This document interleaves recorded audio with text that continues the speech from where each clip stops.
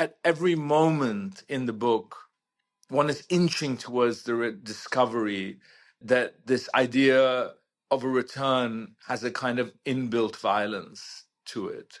It's not just a fiction, but it's a dangerous fiction.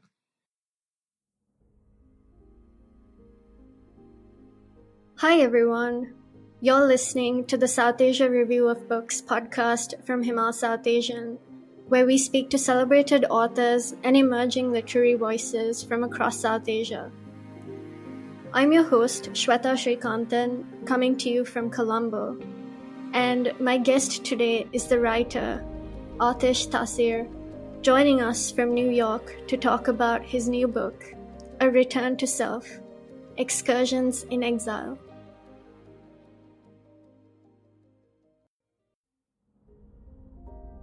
A quick note before we dive in. To make conversations like this possible, we rely on the support of our listeners like you. So please head over to our website at himalmag.com, where for just $5 a month, you can become a paying Himal patron to support our mission to give South Asian literature the spotlight it deserves.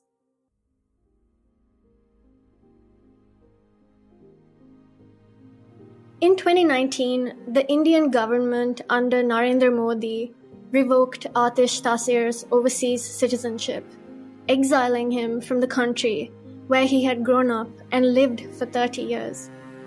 This loss prompted a journey revisiting the places that shaped his identity, exploring broader questions of the ties that bind us to home. Spanning Istanbul, Uzbekistan, the high Andes to Mongolia, Taseer's new book traces a life shaped by displacement. He examines how overlapping pasts of culture, migration, and faith shapes both people and places, and what it means to exist in societies scarred by prejudice, exclusion, and a contempt of history.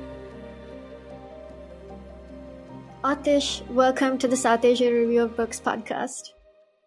Thank you. It's lovely to be here. In November 2019, the Indian government under Modi revoked your overseas citizenship, effectively casting you out of the country you grew up, where your family lives, and where most of your writing is rooted. The pretext the government used was that you had concealed the Pakistani origins of your father. A strange accusation given that you had written a book, Stranger to History, and other pieces about your father, despite being estranged from him for most of your life. It's also no coincidence that in 2019, that was the year you wrote a cover story for the Time magazine titled India's Divider-in-Chief about Modi, who was in the middle of his re-election campaign. You've written that losing one's country is like being disowned by a parent. It exposes an intimate shame and upends the sense of self that a homeland can give. How did this experience of being made an outsider shape your understanding of belonging to India? And how did it change the way you think about the connection between a writer and their country? That is such an interesting question because, on some level, I don't know what this piece of paper really meant to me. I mean, I knew what it allowed me to do, but in a sense, like the substratum of being part of Indian life or being engaged in Indian concerns, all of that was something that was so much deeper than any kind of legal document could articulate. And when it was gone, there was this it's a complex thing because on one hand, I've written this book, and right now, over the last several weeks, despite the fact that the book is not about India and the fact that there isn't anything that ties me to India, I haven't set foot in the country in 6 years, I'm still completely writing into Indian life, and the people I'm talking to are responding to me as if I'm an Indian writer. And so there's this kind of odd sense of being held in place like that. And at the same time, I can't say that it was nothing. It's a little bit like you can have a relationship that's very deep. And when you get married, it still means something. You still have a kind of taken things to a different level. And I think very much like citizenship in these documents and stuff, like they are powerful. It is powerful to be told you can't come home. It is powerful to feel that there isn't a legal expression for what is a much deeper layer of belonging. And I can't deny that like I felt an anger as well. I felt that I'd been shown the door, and I was like, on what, there was that Coriolanus like feeling of, I banish you, like there is a world elsewhere. And this book is written a little bit out of that sense of both of anger and of euphoria, of being in the world again, of being in touch with one's natural curiosities, of not necessarily shrinking oneself to fit into India, of traveling widely. And at the same time, I'm applying so many of my Indian concerns. I'm traveling very much like an Indian traveler, not necessarily someone who's grown up in Europe and America. The things that I'm looking out for, syncretism, historical convulsion, these little nodal points in history that kind of still sort of vibrate through a society. I mean, all of that is part of an Indian inheritance. There are these many layers, and you think you've closed one door or you've kind of answered the question in one way, and then something kind of bubbles up in you again, and you realize that it's really not an easy thing to resolve. And in the book, you reflect on the intense effort it took to fit into India, cutting out parts of yourself to belong in a country that was never instinctively yours.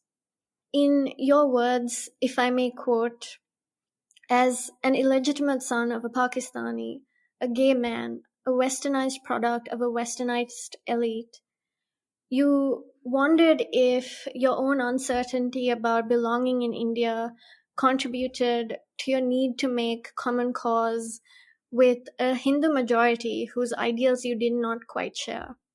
And yet, when your citizenship was revoked, you described this surprising sense of relief, a liberation from this constant pressure of having to perform to belong to India. And you also compared this lightness you felt after your father was killed. You had tried so hard to be your father's son, again suppressing whole sides of yourself, that it was a relief to no longer have to try. Tell us more about these two strands of estrangement and how it allowed you to reclaim parts of yourself. They have this kind of, it's a weird metaphorical relationship, the idea of the country as either a parent, and in all the ways that a parent can be kind of controlling, disapproving, obviously loving and full of guidance, but also like, the idea that you belong free of cost, or that there isn't, a price is a complete illusion. Like that people, it's like the parents just like, all I want is your happiness. And you say to them, well, you want me to be happy in the way that would make you happy, So there is, of course, like, and it was this, like the metaphorical side of it kind of came back to me when I was writing the book, because when my father had died, I was probably speaking about him in quite a rehearsed way to the writer V.S. Naipaul, who'd been a mentor to me. And he kind of stopped me dead in my tracks. And he said, your father was your great enemy, so you must also be relieved that he's dead. And I remember feeling such a sense of shock at hearing that. It just seemed like the most un-Indian, unkind of like filial sort of thing that you could possibly feel. And yet like it had this incredible clarifying power of the truth. And in India, for sure, that pressure of authenticity, that pressure, and it's crazy because it's leveled against all kinds of Indians. It's leveled against people of the city, people who speak English, people who, I don't know, they're always like, oh, you're sitting in air conditioning. What do you know about the real India? And so this real India is a kind of like, I think, in a sense, probably like it's very intimately related to the life of the village. And the village is this kind of locus of authenticity and a kind of touchstone of the real India. But it's a very destructive logic, because it kind of like we're not going back to the village. The village is an illusion to some extent. And we are going forward in ways that cannot be an emanation of some kind of Indian purity, but are related to our contact with the world beyond, to westernization, to our experience of colonization, of foreign rule. Like all of these things are this accretion that kind of like people wish didn't exist and see sometimes as impurity or contamination. All of that is a sort of irrefutable part of the Indian DNA. And so the fantasy of return is one of the things that keeps coming up in this book, because in the end, like there's that kind of line from Naipaul where he says, the past has to be seen to be dead or the past will kill. And I think that strand comes up again and again in almost every one of the societies, including, of course, Sri Lanka as well, that I go to. In 2019, you traveled to Morocco to explore the vanished worlds of the Saharan trade routes and later to Uzbekistan, moving through the caravan cities of the old Silk Road. In these places, you reflect on the tension between what people perceive as theirs and what comes from outside. You trace how four great creeds, Zoroastrianism, Buddhism, Islam, and communism, came to Uzbekistan through these routes, shaping this cosmopolitan culture, which was at the crossroads of India, China, Iran, and Russia. At the same time, you note how the practical logic of trade and later interventions reduced these once vibrant cities to just shells of their past relevance. So how did traveling to these places of flux shape your thinking about this idea of cosmopolitanism and the ways societies negotiate between historical legacy and the pressures of the present? I mean, it's absolutely like these are all like one of the kind of recurring themes is this idea of nativism and the illusion of nativism. And like it comes up again in Mexico as well, especially related to food, because food is such a locus of nativism. And yet, everything that we eat, whether it's potatoes in Russia or chilies in India or tomatoes in the Mediterranean, are very recent additions out of the discovery of the New World. And so in Uzbekistan, it has different layers because, the settled cities of Uzbekistan are Persianate, but the countryside or the steppe is Turkic.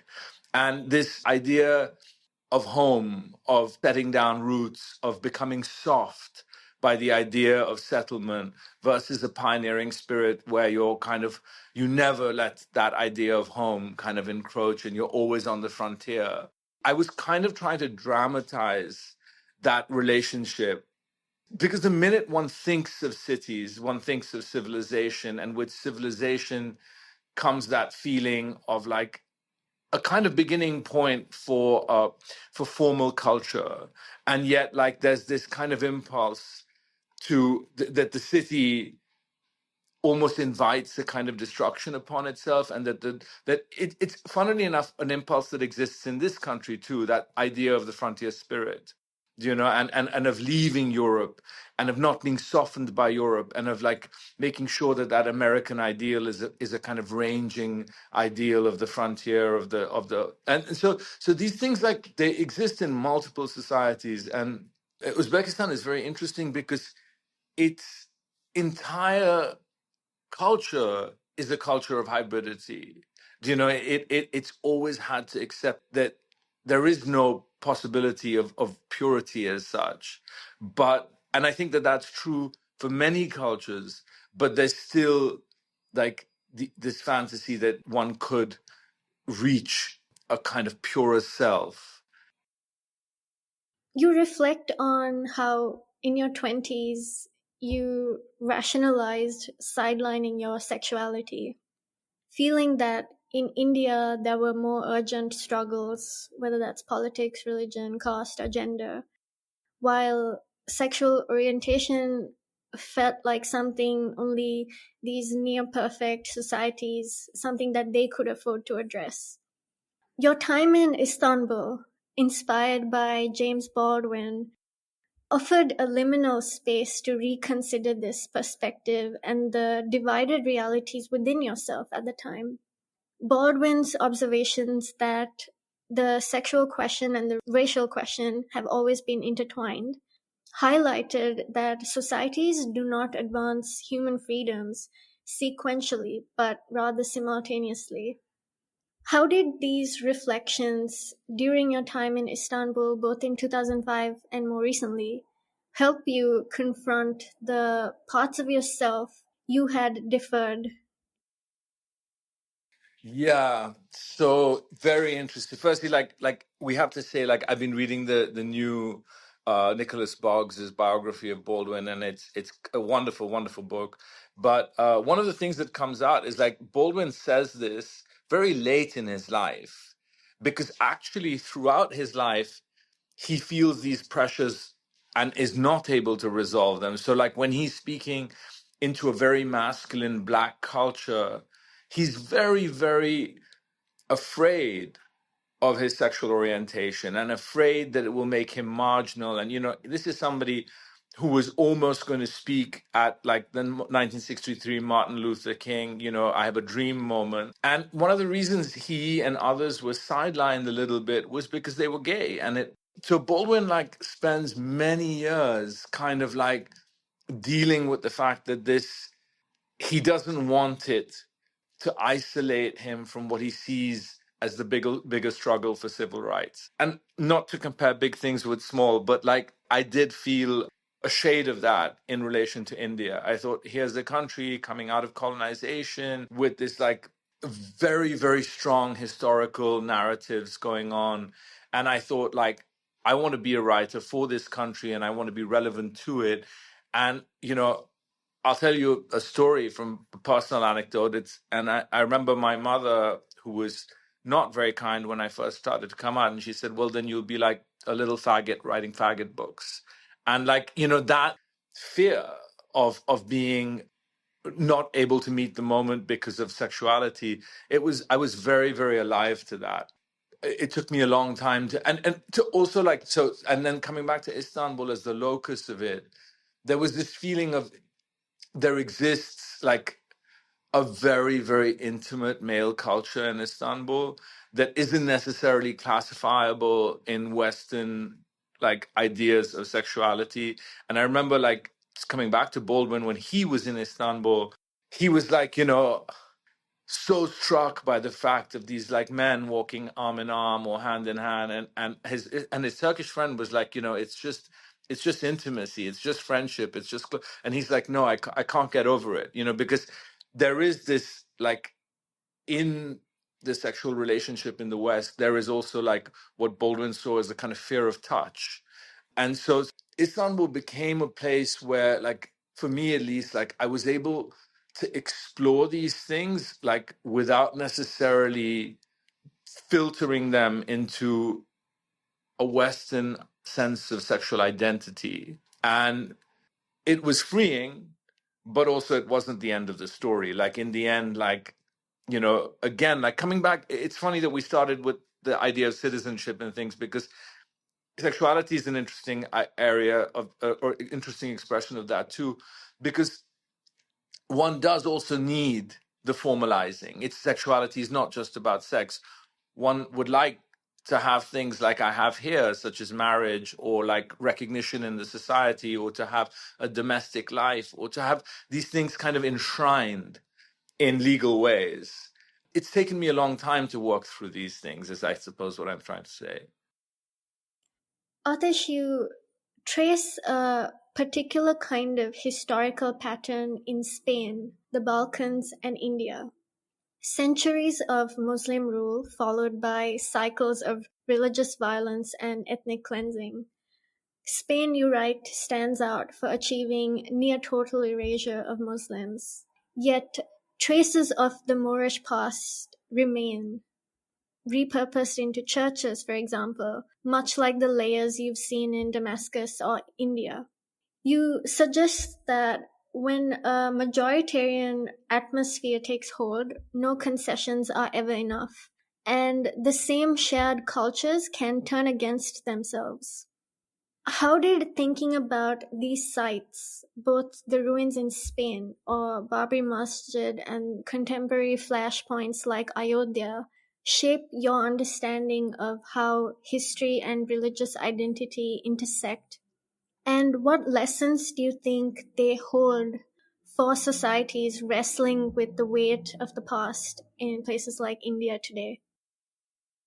I mean, the symmetries between Spain and India are astounding because you literally have 711, I think, is when Visigothic Spain falls to the Arab armies and Sindh falls in 712, or it's the other way around. But it's like literally within a year, these are the two ends of that Arab outpouring of religion, of empire, of conquest, and they have these strangely parallel histories that carry on, and including, like, they had a language in Spain called Al Hamiado, which was a Romance language written in the Arab script, very much like you might think of Urdu, and so there was this deep syncretism, and when this cry, firstly, also, like, just to like go to the Grand Mosque in Cordoba and to see, like, they've kind of planted this church in the middle of it. And the King of Spain at the time, Charles maybe the fourth, I think, or something, he said, when he saw it, he said, "You've built something here that anyone could have built, and you've destroyed what was absolutely invaluable." And to see a building like that and to be of an Indian background, you can't help but think of the Babri Masjid and of, like, the little monstrosity that they're putting up there now at Ayodhya. And of course, like the very interesting thing is that the syncretism of Spain was undone so quickly. It was sort of, you immediately cast people into suspicion. You ask them to convert, they convert. The more they convert, the more suspicious they become, and it literally brings forth the Inquisition. And the spirit of the Inquisition was so destructive that Spain, which was on the precipice of a great historical discovery, it was literally, I think that there was the year within like half a century, you had the expulsion of the Moors, and you had the expulsion of the Jews, and then you had the discovery of the Americas. And yet, this project of imperial expansion into the Americas was poisoned for Spain because of the fanaticism that had taken root in Spain, and it was kind of something that, like, followed Spain into the conquest of Mexico and the Incas, and so, like, it's one of those very, very interesting examples of how the perpetrator pays a terrible price too for that kind of, for the limpieza de sangre, for the purity of blood. That when that impulse takes hold, it's not only the target that suffers, but the society as a whole. And so that was another thing that kind of, like, was very much, like, uppermost in my mind thinking about India, because many of those impulses under Modi have been similar. There's been a wish to kind of to remove Muslims from public positions, to do something like have a majority in parliament without a single Muslim MP. And all of this are ways of telling people that they're nothing, that their contribution into society is not wanted. And it's obviously, like, when you take away those things from people, or you come after a cherished symbol like Shah Rukh Khan, and in the society, what you're telling people is, like, that you're not allowed to love these people. You're not allowed to think of them as people of talent, of achievement, of whatever, not indeed as citizens. And in Spain, that was the prelude to going after them only harder.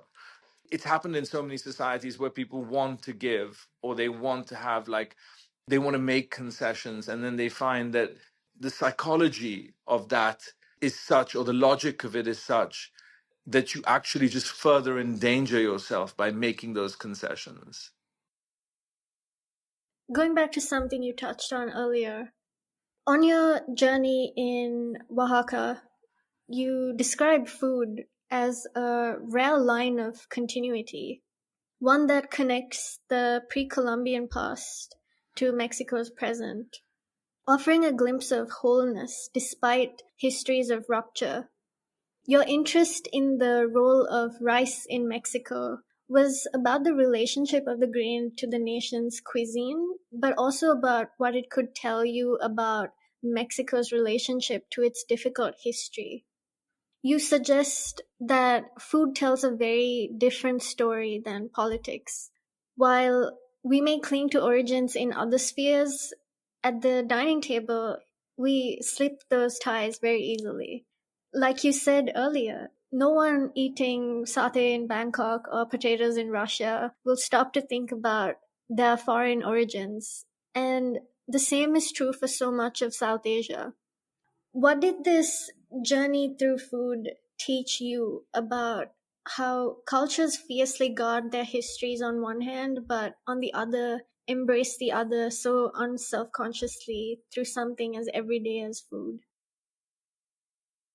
Well, in some ways, it's kind of acts as almost as like the supreme metaphor, because on one hand, it's something that people often kind of like turn to as sort of an assertion of belonging. Like, I mean, there's nothing that is more wrapped up with identity than food. And at the same time, like people will like stew over historical events that are much, much further beyond. Like in India, for instance, there's a kind of hysteria about the arrival of the Aryans. And, you know, this, we're talking about 1800 BC, and there's still like concern that if you say the Aryans came from elsewhere, you're suggesting that India is not India, that India has nothing of its own. And at the same time, like you would never say that about something like chilies, which is so much part of, you know, so it was kind of, I think, using it as a locus or a metaphor for how, for perhaps like to get at the fact of how illusory these nativisms really are and how much they're completely constructed and fanciful. And in Mexico, it was very interesting because there was like, you know, Rebecca West describes it as a kind of schizophrenia, because she's like, you know, these are people who are completely mixed, and like they are angry at some of their ancestors for doing terrible things to others of their ancestors, you know, like, so they're kind of balancing this sort of schizophrenia, historically speaking. They're hungering after remains of a material past that was before Spain, and one of the ways they commune with that is through food. And I was using like the kind of through line, or the sort of like almost like as a tracing color or so of sorts, the business of grain, of rice, to kind of enter into this, I suppose, the psychology of nativism, this and of this idea of what is ours and what has come from elsewhere, and how powerful it is for us, and yet like it's a kind of fiction. Moving to Sri Lanka, you followed the lotus as both flower and idea, watching it move from sculpture to everyday devotion, from sacred to political emblem, appropriated by the Rajapakshas, just like Modi and the BJP does in India. You write about its semiotic power through art also, how devotees can still hold it as sacred even as politicians debase it. And you use that to show how its purity exists not in spite of, but because of the mud that it thrives in. At the same time, you connect the lotus to a larger longing in South Asia for a pre-colonial past, a desire that often slips into ethno-nationalism, even though the rupture of colonialism is inseparable from the present. And it was here that you come to the conclusion.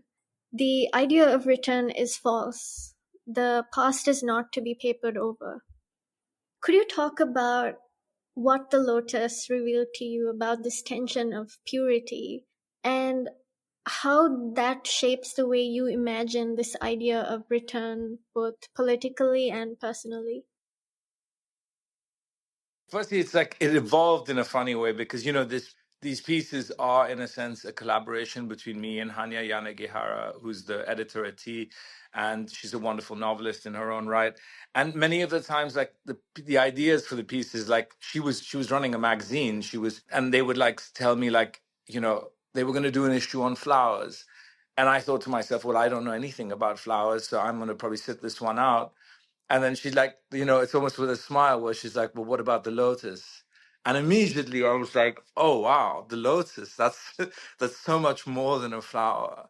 And to tell you the truth, like following it in a sense from a kind of vegetal state into philosophy, into art, into politics, it was completely unexpected for me. Like I did not anticipate that trajectory. Even something like the sort of synchronicity of it being the symbol of the Rajapaksas and of the BJP, I kind of stumbled on that, even though it's so obvious.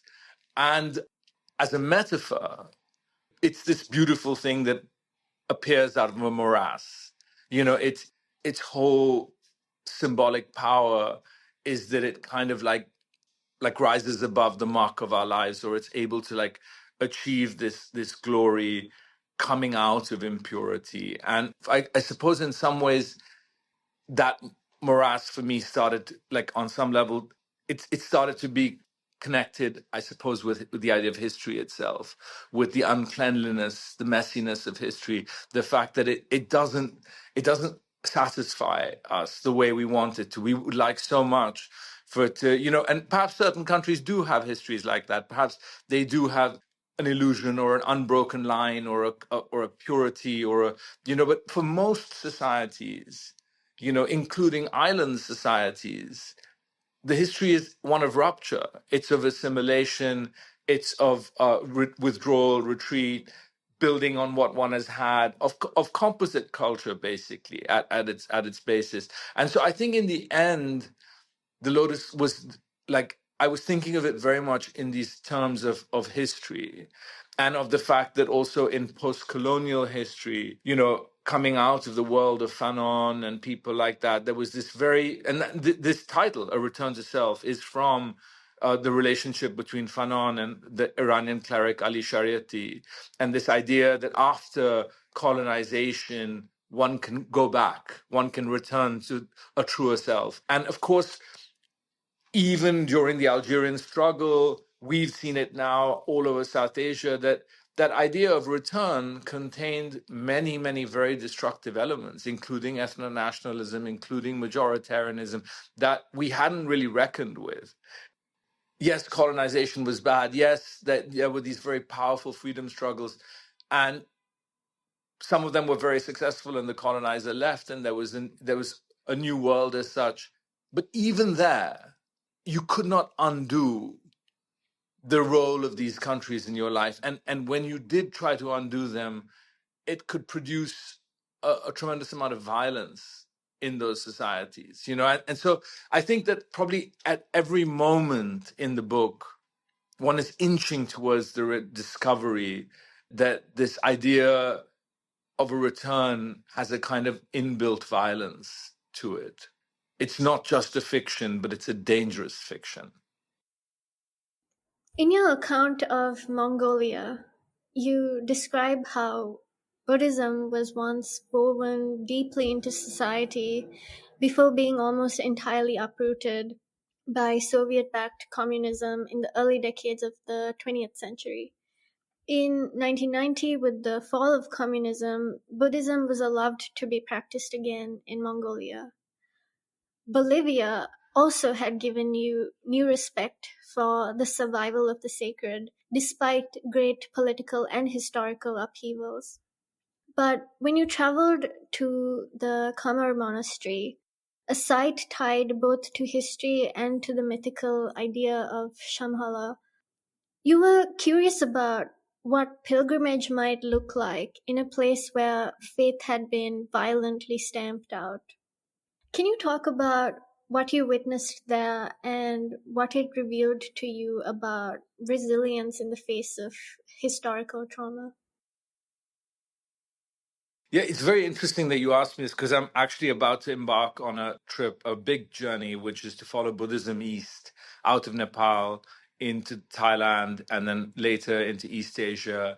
And it's this kind of three-part like relationship between faith as a doctrine or an idea, and then the concessions it makes to the different societies it goes to, and the way that it changes and adapts and becomes like different things to different people. And Buddhism, of course, has a very interesting history like that. But Mongolia for me was, it was a place that was almost like Tibet in the sense that it had a huge population of people who were lamas, and there was like the Bogd Khan was like, he was like the Dalai Lama. There was this, it was a theocracy of sorts.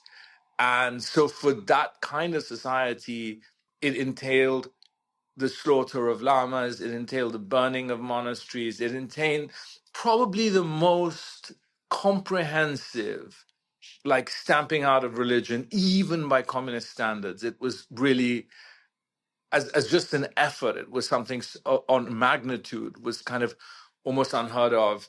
And then in somewhere like the Kamar Monastery in the Shambhala, you see people like literally relearning the actual act of, of course there's faith, of course there's belief, but there's just, if you need to know how to pray, you need to know how to offer flowers, you need to learn the rituals. Like, so it was kind of like an astonishing thing to see, because it was like people relearning, coming like full of devotion or a kind of ancestral feeling that this thing was very important to them, but not knowing how to do anything.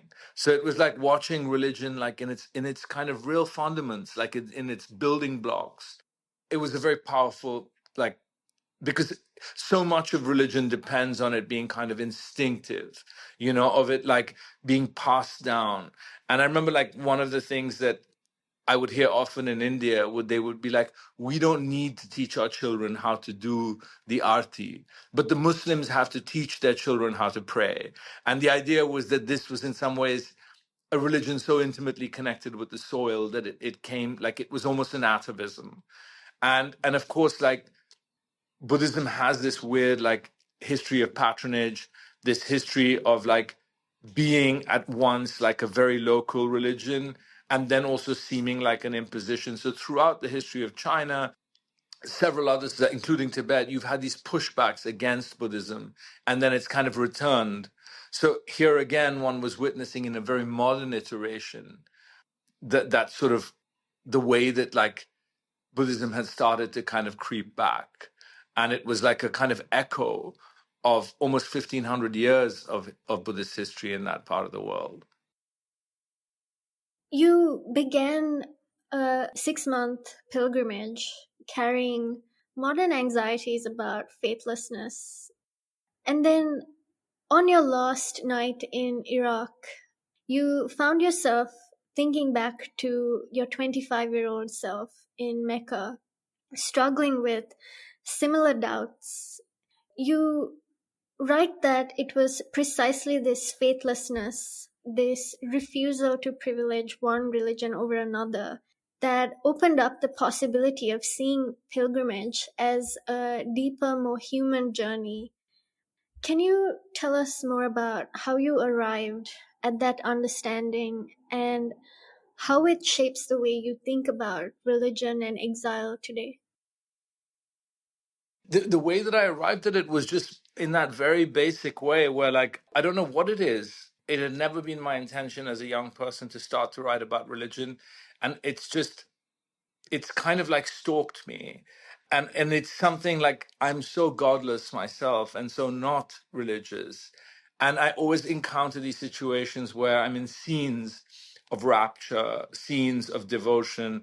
And even before something like my father being killed by a religious fanatic, even before like seeing how these scenes of ecstasy can have a very ugly side to them, I was always suspicious. I was always shut out. I was always like, I can't enter this. And so that moment in Mecca was a feeling like of a fraudulence, of having come to a place where faith was the only way in, and I didn't have it.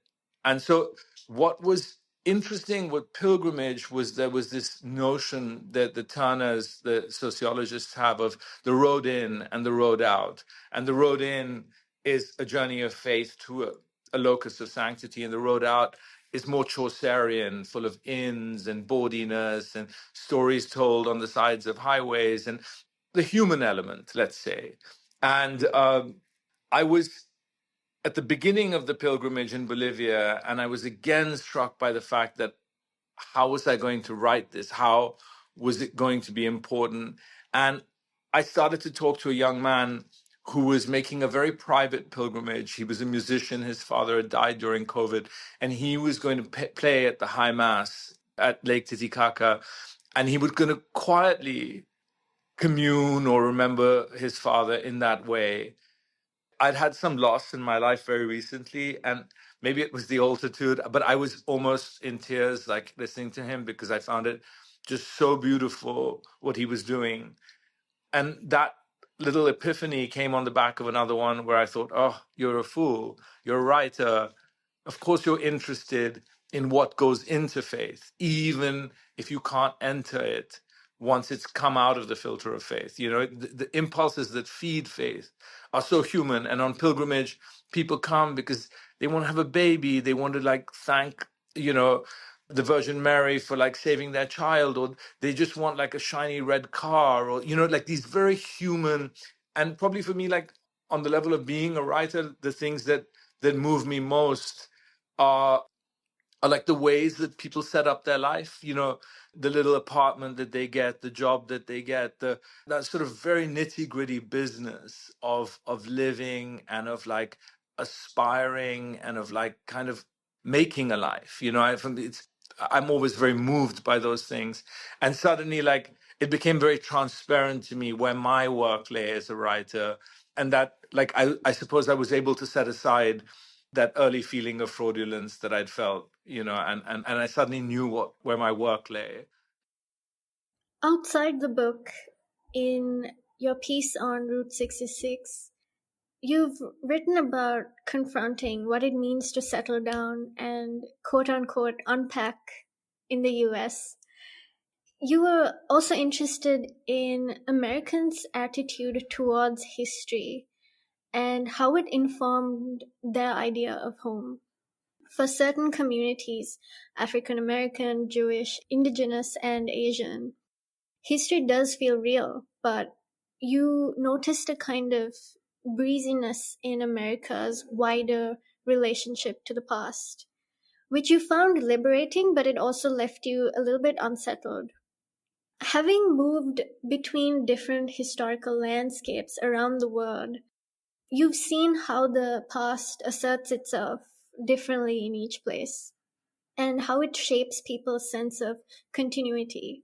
In Britain, India, and the Middle East, you've talked about this, people wrestle with history and they feel that the future depends on their being able to resolve certain points of tension in the past, like the Islamic conquests of India, for example. And looking back across your journeys and in coming to question America's impatience with history, how has this changed the way you interpret the pasts you encountered? And also, how does the US, as the home you gained, fit into your own return to self? I mean, it's such an interesting thing because there are these different episodes. You know, Octavio Paz has this lovely line where he says, in India and Mexico, the future depends on a critique of the past, you know, and he says that in America, it was the past of the individual groups is a private matter, but the country itself has no history. It was born with modernity. It is modernity. And that statement, when I first read it, struck me as very, very interesting. But it seems completely false today. Do you know, like it seems like I think there was this conceit, you know, of wishing to be free of the past. And it's obviously a tremendous freedom to be free of the past.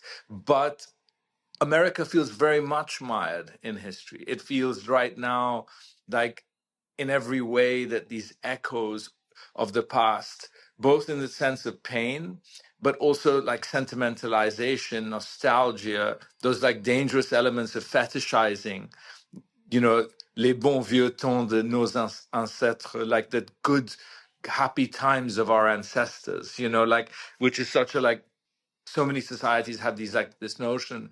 And I would have thought it would have been absurd in an American context, but it's for all the kind of conceit or the vanity or the wish to be free of the past, history has surfaced, and there's a real anger in relation to that. I can tell you again, I think it's from Rebecca West's book Train of Powder, where there's a scene she describes between, like, a newspaperman and a black elevator boy, and there's a bit of an episode, and the Europeans say, you Americans, you have your history like the rest of us. And he says, no, you have all the problems that are to have over there, and we shall be a country without history.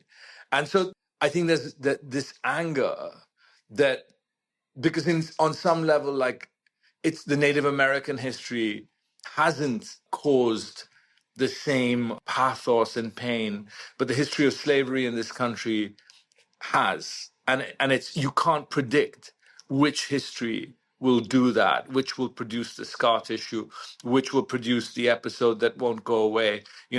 Like, in Iran, you'll have the history of the Arab conquest.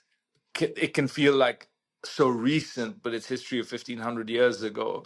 And, like, so it's always a strange instinctive process that causes the society to stew over something. For ages, the problems with the Catholics and the Protestants was just something that it didn't seem like it could go quiet. And now, like, it's almost hard to enter into the passion of that in Europe, So I think there's this kind of, like, appreciation of a sort of history that is outside history books, that kind of troubles the sleep of a country.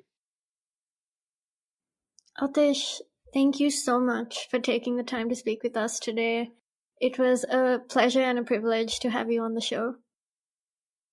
You're very welcome. It was lovely to talk to you too, and thank you for reading so well.